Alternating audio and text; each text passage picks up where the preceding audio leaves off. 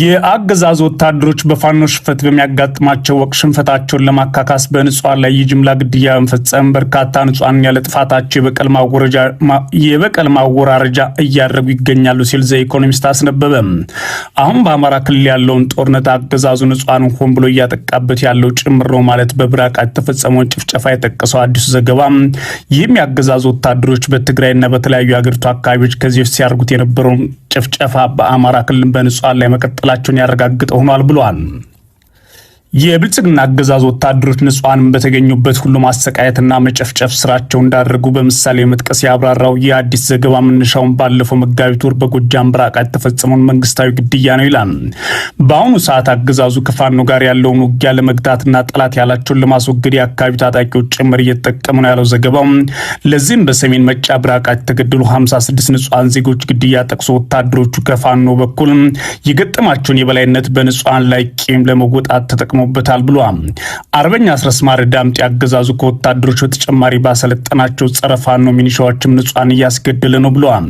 የአብይ አህመድ የቀጠው ጨፍጨፋ ተግባር ያጋለጠው እውቁ ዘ ኢኮኖሚስት መጽሔት ታዲያ ከሁለት ወራት በፊት በፈረንጆቹ መጋቢት 31 2025 ዓ.ም በጎጃም ሰሜን መጫ ወረዳ በብራቃት ከተማ በርካታ ንጹሃን ላይ የተፈጸመው ዘግናኝ ጭፍጨፋ የአብይ አህመድ አስከፊ ኢትዮጵያ የሚገልጽ ጭፍጨፋ በሚል አርዕስት ነው ይዞት የወጣው።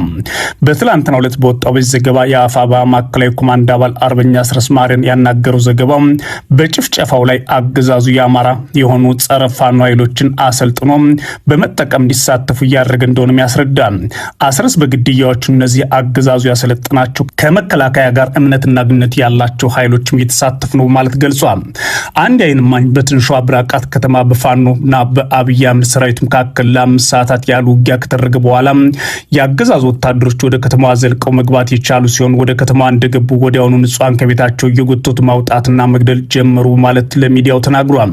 የአገዛዙ ሰራዊት ከተማዋን ከተቆጣጠረ በኋላ ከ4 እስከ 6 የሚሆኑ ወታደሮች በቡድን እየሆኑ ንጹሃን ቤት ለቤት እየጎተቱ በማውጣት መንገድ ላይ እጃቸውን ወደ ኋላ አስደርገው ማንበርከክ አስከፊ የሚባለውን ጭፍጨፋን ፈጸማቸው ራሳቸው ነዋሪዎች ነግረውኛል ማለት ያትታል። ታዲያ እንዲህ አይነቱ የአገዛዝ ጭፍጨፋ ከነዋሪዎች ምልከታ የተሰወሩ አልሆነምና አንድ የከተማዋ ነዋሪ ሁኔታውን ተከታትሎ አረጋግጦም ጨምሮ ነግሮኛል ብሏል። ይህ ዓይን እማኝ 4 ሴቶች በከተማዋ የአውቶቡስ መናኸሪያ አጠገብ እጃቸውን ወደ ኋላ አድርገው እንዲንበረከኩ ከተደረጉ በኋላ ወታደሮቹ ከጀርባ ቆመው በደገኑት መሳሪያ አውቶማቲክ ተኩሰው ሲገድሏቸው ተመልክቻለሁ ማለት ወቅቱን ይጠቅሳል። በተጨማሪም አንድ ካህን ከቤተክርስቲያን አጠገብ በወታደሮቹ መገደላቸውን በዓይኔ ያየሁት ማለት ነግሮኛል ብሏል። ከዚህ በፊት መራዊና መሰል የአማራ ንጹሃን የተገደሉባቸው ቦታዎችን የጠቀሰውና ወታደሮች ሆን ብለው ንጹሃን መጨፍጨፋቸውን ያስተዋለው ዘገባው ይህን ሁኔታ በትግራይ የነበረውና ዓለም ላይ በተለያዩ መንገዶች አጣርቶ የመሰከረበትን የንጹሃን ግድያ ያገዛዙ ወታደሮችና መንግስት ማስቀጠሉን ጠቅሷል።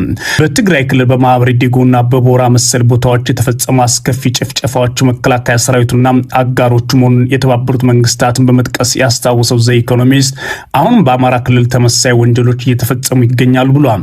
እነዚህ ግድያዎች የተፈጸሙት ኢሰብአዊ በመሆነ መንገድ ሲሆን ለዚህም የተገደሉ ሰዎች አስክሬን እንዳይነሳ ማድረግ የተለመደ ያገዛዙ ተግባር መሆኑን በዝርዝር አስቀምጧል።